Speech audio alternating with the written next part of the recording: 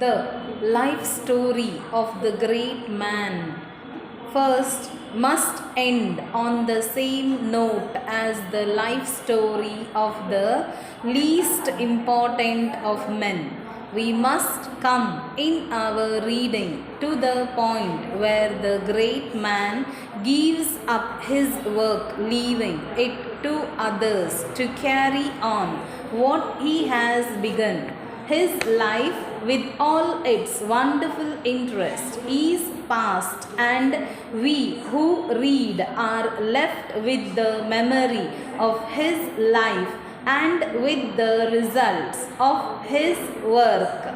We know that this must be so, but we do not always like a thing better, because we know that it is certainly waiting for us, and it is not surprising to find that there are people who can take no pleasure in this form of reading, because they know from the outset what the end must be. It is, however, no more profitable to run away, to turn our face from fact in reading than it is in life itself, and it is better to take the wider view and to read for the pleasure and the profit to be found in the consideration of the whole life with its many difficulties and its many successes. In this way, we can find both comfort and help for ourselves, whose lives may seem without set purpose to have little value.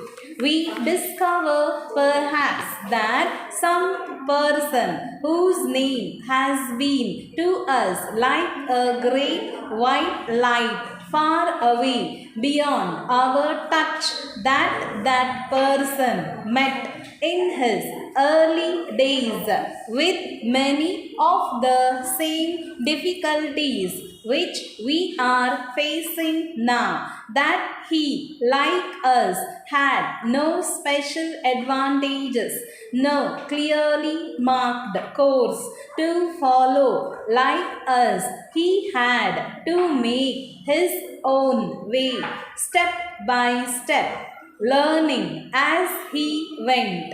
We find, for example, that one man who became world known began his working life as a teacher, helping his brother in a small country school. Another worked on a farm, and a third made his first special observation while holding a small and not important position on a ship which was making its way to the South Seas. But these men did not wait for opportunity to come to them. They took immediate advantage of their conditions to make their own opportunity in the book which we have specially in mind. We find that in most cases the man's work was valued during his lifetime, but the world is not always ready to take new ideas warmly to its heart. In every age, there are those who feel certain that there is nothing left for man to discover. There are others who see in the new idea a danger to their own special interest. It is not always easy to look at something new with clear eyes to judge truly the value either or our own work on the others. We find ourselves thinking that because a thing has always been done in such and such a way in the past, then that must be the best possible way for it to be done, or because a certain thing has not been done before, then it should not be done now.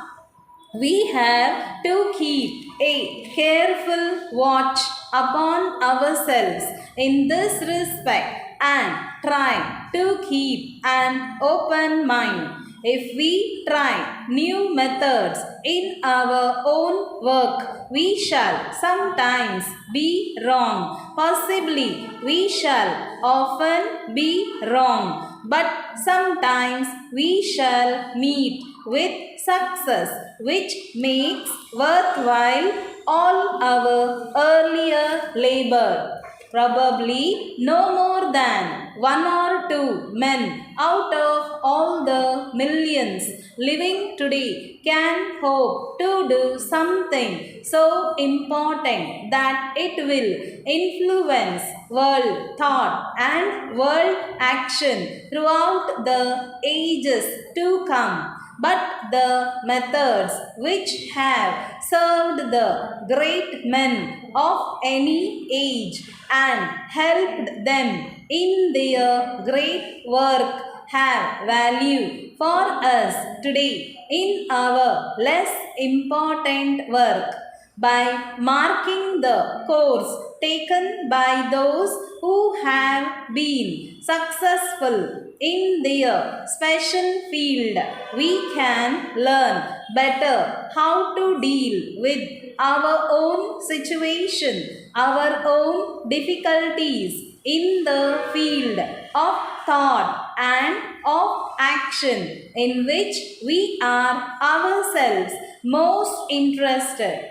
If we think of sound, it helps us to understand this point a little better. We see a movement very much more quickly than we hear the sound resulting from that movement, for sound comes to us at only 100 feet a second as against the 300 miles a second of light. Let us say that I live half a mile from a big manufacturing plant, so that the sounds which come to me from the plant reach me about 2.5 seconds after the sounds were in fact made. Let us say also that you live another half a mile down the road away from the plant. You would hear the same sounds 2.5 seconds after I heard them. That is 5 seconds after they were made. You would therefore make the statement that a certain sound took place at, say, 5 seconds past the hour.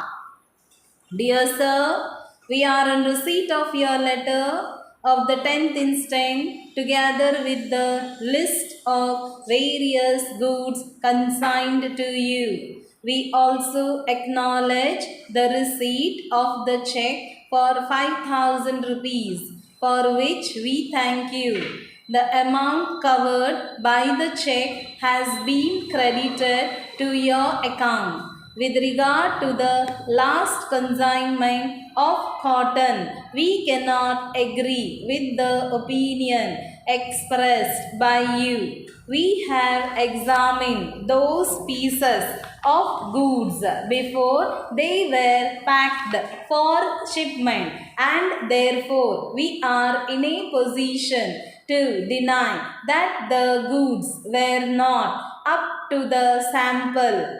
We cannot accept your statement that the shade of the cotton is lighter than that of the sample. We have once again compared your sample with a small piece, as is our custom to take from the bulk before dispatch, and we find that it is impossible to obtain a better match. In view of these remarks, we are unable to agree to your request for deduction of 1 rupee a meter when the goods are up to the sample in every respect, and we have come to the conclusion that someone at your end is using unfair methods with the object of obtaining an allowance.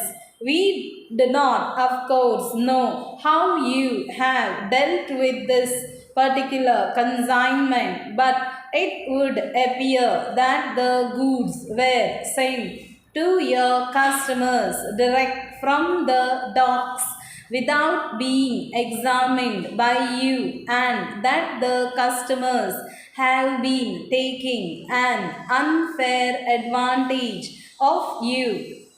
We cannot think of any other explanation, as we feel sure that if you had seen the goods and compared them with the sample, you would not have put forward such a claim. As these goods have now left your godown, we enclose herewith two small pieces, one taken from the sample and one from the bulk. If the goods went direct to the customers, you will be able to take some action after comparing the enclosed pieces.